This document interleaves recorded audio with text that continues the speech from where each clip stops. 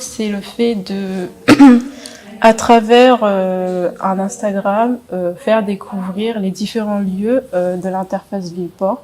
C'est faire une balade urbaine, proposer une balade urbaine à des personnes pour découvrir une ville, un espace, un territoire. C'est de nous faire comprendre l'interface ville-port et aussi de mieux analyser notre espace. C'est un concept élaboré par le Port Center afin de faire découvrir à tout le monde l'interface ville-port. Instawalk, ce serait un moyen de communiquer. C'est un parcours qui est associé à un Instagram, et sur l'Instagram on met des photos de lieux emblématiques du parcours, on va dire, avec des descriptions, des informations, tout ça.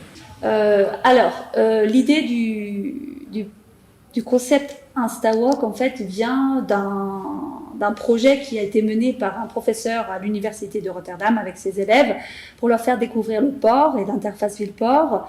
Donc c'est l'idée de les faire balader en fait sur le port, leur faire découvrir différents endroits et de prendre des photos et ensuite les poster sur Instagram. On s'est rendu compte que pendant qu'on réalisait ce travail, on s'est rendu compte qu'il y a beaucoup de choses qu'on ignorait. Ça permettait de confronter le savoir théorique avec du coup la pratique. Ça m'a aidé bien comprendre la relation entre ville et le port. C'est qu'en fait, à travers cette balade, on a pu découvrir des nouveaux endroits que forcément on n'y passe pas, quoi. L'expérience de terrain aussi, ça nous a apporté beaucoup parce que on s'est déplacé pour prendre des photos, etc. Donc on avait une meilleure vision de l'interface ville-port qu'on n'avait pas forcément avant. On était au cœur de l'interface ville-port.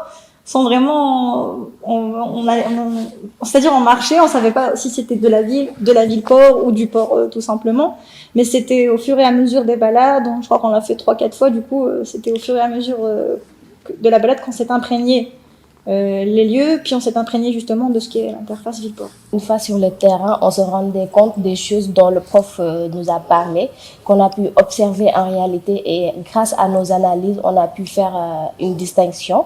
À travers peut-être désigner quel type de paysage et surtout trouver les éléments marquants du paysage portuaire. Là, le cours d'interface ville-port il sert par exemple pour savoir quels sont les équipements, même les requalifications, ce genre de choses. Parfois, on nous parlait d'infrastructures, ce qui existe là-bas, mais on ne savait pas à quoi ça servait concrètement, où ça se trouvait, quelle est sa relation avec la population, comment on l'utilise. Ça nous donne des exemples réels de choses qu'on voit, c'est des choses qu'on voit sur des cartes, des plans, on les voit sur Google Maps, et puis là on voit ça en vrai d'un point de vue humain. C'est concret, quoi. C'est concret. Et puis aussi l'élément métier qu'on n'a pas du tout sur une carte.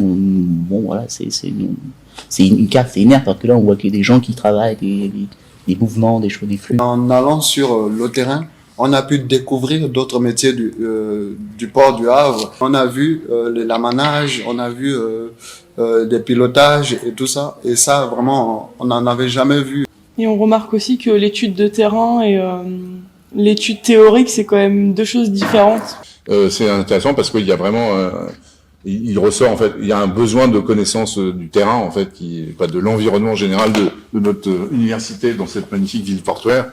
Et effectivement, il y a une nécessité, surtout pour les étudiants, je dirais pour tous les étudiants, mais particulièrement pour les étudiants qui sont dans les formations géographie, sociologie, histoire, plutôt géographie, sociologie, avec des parcours orientés aménagement et urbanisme, de connaître l'environnement dans lequel, en fait, ils vivent et dans lequel, là où ils étudient et là où ils se déplacent. Et il y a un réel besoin de connexion, de relations très fortes pour nos étudiants, de bien connaître leur environnement de travail. Moi, ça m'a permis de découvrir des lieux du Havre que je connaissais pas du tout. Le quartier de l'Eure, je suis jamais allée auparavant parce que j'avais pas l'utilité d'y aller. En tant que non-havraise, pour moi, ça m'a permis de découvrir un quartier, un lieu du Havre que j'ai pas l'habitude de fréquenter et de me rendre compte que c'est pas si délaissé que ça et c'est plutôt intéressant à voir. Ce qui nous a plu d'abord, c'est le fait d'observer et de découvrir quelque chose qu'on ne connaissait pas et d'augmenter aussi les connaissances sur le port du Havre et ce qui nous entoure. C'était plutôt de voir le secteur qu'on a choisi sous un autre angle parce que c'était moi personnellement un endroit que je connaissais déjà, mais je l'avais jamais regardé par rapport à notre thématique de l'interface ville-port et du paysage portuaire, donc c'était vraiment de le voir d'une autre manière. j'ai pu redécouvrir vraiment ma ville, donc le Havre, sous différents angles, parce que forcément, souvent on le fait à pied ou en voiture. Là, on a fait en fait avec, par exemple, la trottinette. On est parti dans des lieux en fait que d'habitude on va pas ou on fait pas forcément. La définition de l'interface ville-port qui a totalement changé depuis ce travail.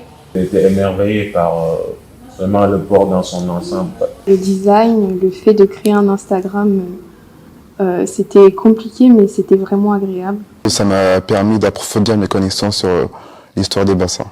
En plus de ça, on passe à l'oral devant des gens qui ne sont pas des profs, donc ça fait aussi écho à notre futur métier dans l'urbanisme ou dans la géographie en général. On peut vendre une ville et bien attirer les gens à travers ce travail. Parce que à travers les différentes étudiés, peut-être que chacun avec ce qui l'intéresse. Mais à travers ce travail, on peut dire qu'on peut rendre une ville plus compétitive parce que ça attire. On a plus fait connaissance dans des lieux qui n'étaient pas la fac. Et on a su allier à la fois du travail, du rire, du bon temps. Et franchement, c'est une super expérience. En plus, on a eu la chance de rencontrer une personne directement qui est du milieu, qui travaille. Et ça m'a fait... Enfin, je parle pour moi, même si je parle pour vous. Ça nous a fait ouvrir notre esprit, notre façon de voir le monde, les choses. Et c'est que du bonheur.